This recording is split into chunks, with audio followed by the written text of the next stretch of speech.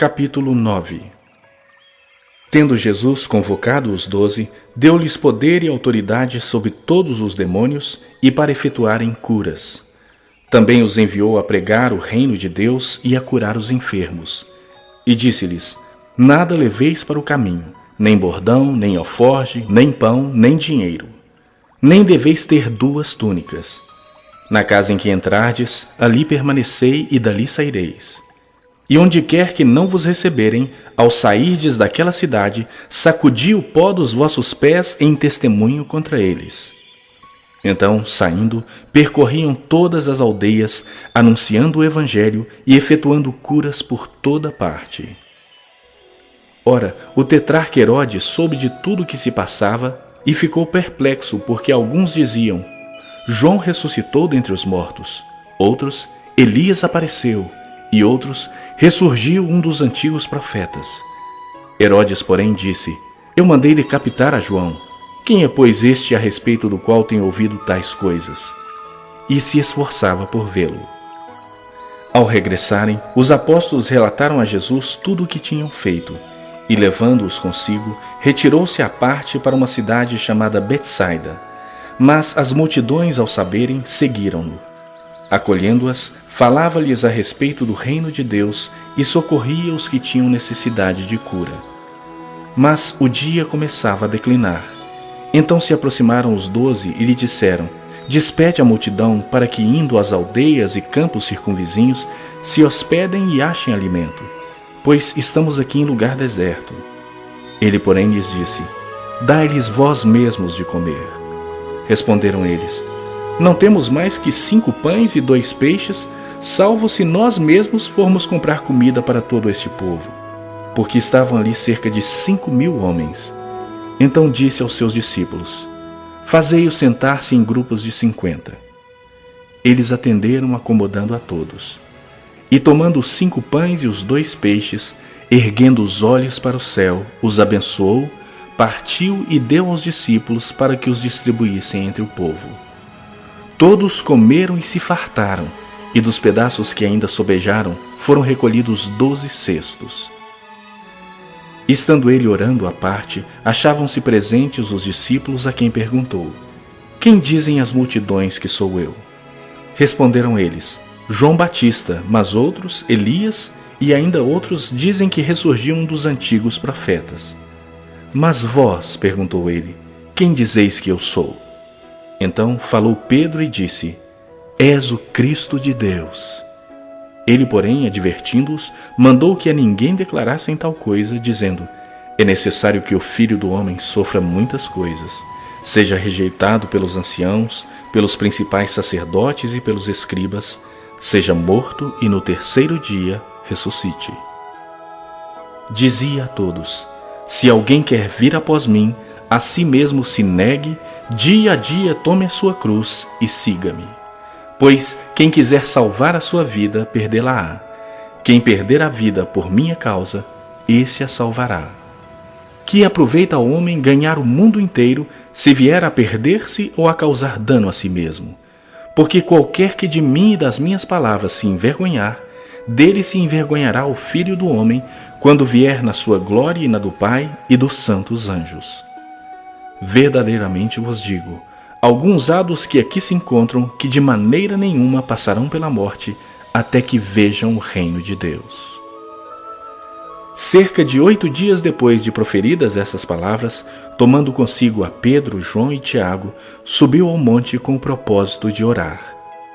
E aconteceu que, enquanto ele orava, a aparência do seu rosto se transfigurou e suas vestes resplandeceram de brancura. Eis que 2 varões falavam com ele, Moisés e Elias, os quais apareceram em glória e falavam da sua partida que ele estava para cumprir em Jerusalém.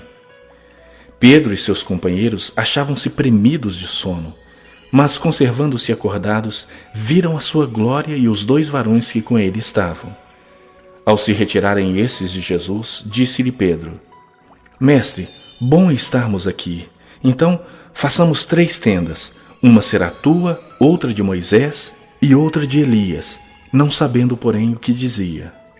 Enquanto assim falava, veio uma nuvem e os envolveu, e encheram-se de medo ao entrarem na nuvem. E dela veio uma voz dizendo: Esse é o meu filho, o meu eleito. A ele ouvi. Depois daquela voz, achou-se Jesus sozinho. Eles calaram-se, e naqueles dias a ninguém contaram coisa alguma do que tinham visto. No dia seguinte, ao descerem eles do monte, veio ao encontro de Jesus grande multidão. E eis que dentre a multidão surgiu um homem dizendo em alta voz: Mestre, suplico-te que vejas meu filho, porque é único. Um espírito se apodera dele, e de repente o menino grita, e o espírito o atira por terra, convulsiona-o até espumar, e dificilmente o deixa, depois de o ter quebrantado. Roguei aos teus discípulos que o expelissem, mas eles não puderam. Respondeu Jesus: Ó geração incrédula e perversa, até quando estarei convosco e vos sofrerei? Traze o teu filho. Quando se ia aproximando, o demônio o atirou no chão e o convulsionou. Mas Jesus repreendeu o espírito imundo, curou o menino e o entregou a seu pai. E todos ficaram maravilhados ante a majestade de Deus.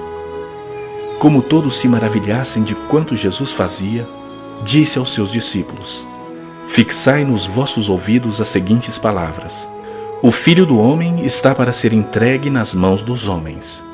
Eles, porém, não entendiam isso, e foi-lhes encoberto para que não o compreendessem, e temiam interrogá-lo a este respeito. Levantou-se entre eles uma discussão sobre qual deles seria o maior.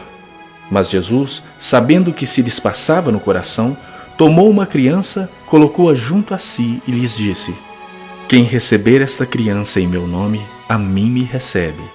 E quem receber a mim, recebe aquele que me enviou. Porque aquele que entre vós for o menor de todos, esse é que é grande.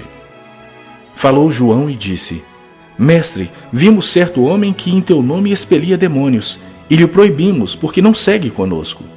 Mas Jesus lhe disse: Não proibais, pois quem não é contra vós outros, é por vós.